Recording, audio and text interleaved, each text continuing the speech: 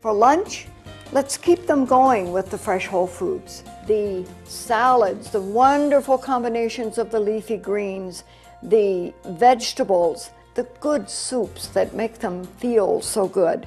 See the vibrance, the liveness of the foods, the juice, real 100% juice, the real thing, water, at least 8 glasses of water a day to keep the brain functioning. If the brain is made of 85% water and it's down 2%, the kids can't think, they can't respond properly.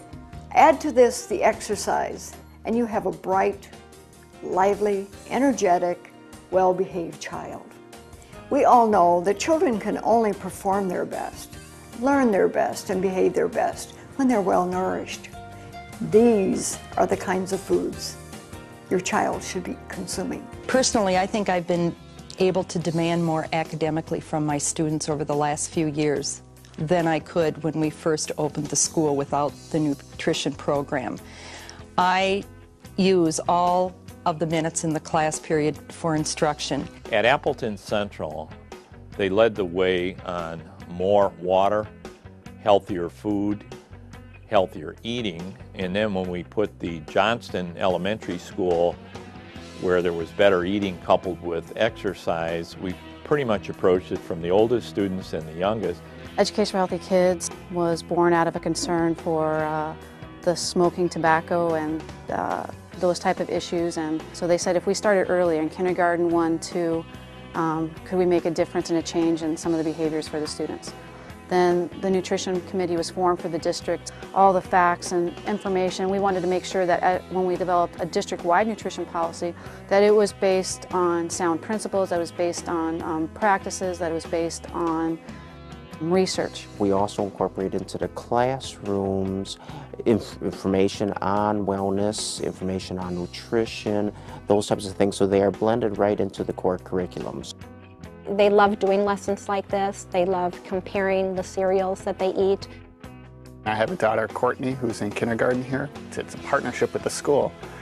And you reinforce these habits at home, they're being reinforced at school. And your child is starting from a very early age, learning the impacts of this is what it takes to be a healthy kid. We saw our fitness scores skyrocket. Most of our kids, even to this day, are well above the 85th percentile in physical fitness scores, which is exceptional. And the enthusiasm that the Appleton Alternative High School staff has for healthier eating enabled us to convince the middle school, with the elementary students from Johnston going to Madison, that your kids are going to be more alert and your teaching job is going to be a lot easier. We had a couple initiative goings with the Natural Ovens of Manitowoc and the Education for Healthy Kids program, the changes in the middle school, that we had a lot of things going that were making differences in students' lives. And when the kids actually left elementary and then went to the middle school, they wanted to see a change in that environment. The time had come to take it seriously and to extend respect to the students and to ourselves and take some action on good health. It certainly helps our cause in having the students from Johnston coming up because they've been introduced to the topics, really grabs hold with them, and it helps them to reinforce some of the things with their classmates, which is coming from their classmates as opposed to coming from me, the principal, or from the other adults in the building, or from their parents. I do notice that when I give the instructions in Spanish, they are listening. I have the eye contact. They're paying attention, they look more alert. The nutrition fair that we're doing today was actually done for the first time 3 years ago. And the concept was to expose students to a number of healthy choices that are available to them right in their community, to reinforce the concept that they have choices they can make.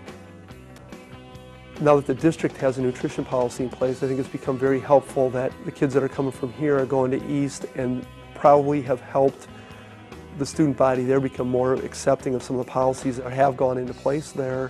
When this first came about that we were going to be moving to getting rid of the soda and changing our nutrition policy, I was very much against it because I think that at the high school level it's different from the elementary, it's different from the middle because we're trying to prepare students to make good choices for themselves after high school. It's good to have kids starting to eat healthy and stuff and worry more about their nutrition because in the long run that's going to pay off. Obviously, you eat healthy your whole life, you'll probably live a lot longer than if you eat junk food the whole time.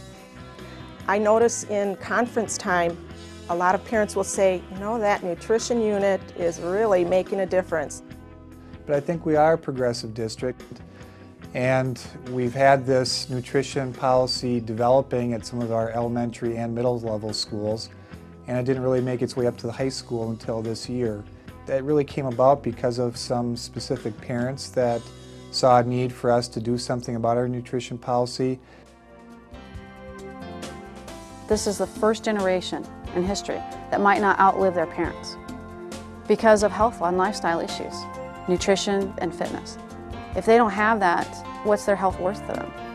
It's a connection that when we started the healthier foods in the alternative high school, and we noticed that all of a sudden the attendance rate had gone way up. Our dropout rate last year, only 16 students dropped out of 4,500 high school age students. I can't buy the argument that it's too costly for schools to provide good nutrition for their students. I found that one cost will reduce another. I don't have the vandalism. I don't have the litter. I don't have the need for high security. We've cut $5 million out of our operational budget in the last 2 years. We did 35 focus groups in the community, and not one person brought up the issue of you should get back into junk type foods, because they see that healthy lifestyles is important. I believe in 3 or 4 years every school in the country will be into a nutrition program, because the more schools that are going in that direction, they're seeing it does make a difference. The parents are happy that we care that much about their children. We've got to stop using our most precious commodity, our kids, to make extra money.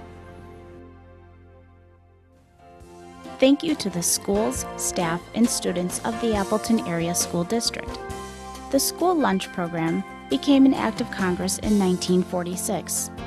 The fresh foods served at the Appleton, Wisconsin Central Alternative School embrace the spirit of the law to provide every nutrient to each student each day. You may duplicate this video or DVD, but only intact and unedited, for showing to help provide nutritious foods to children.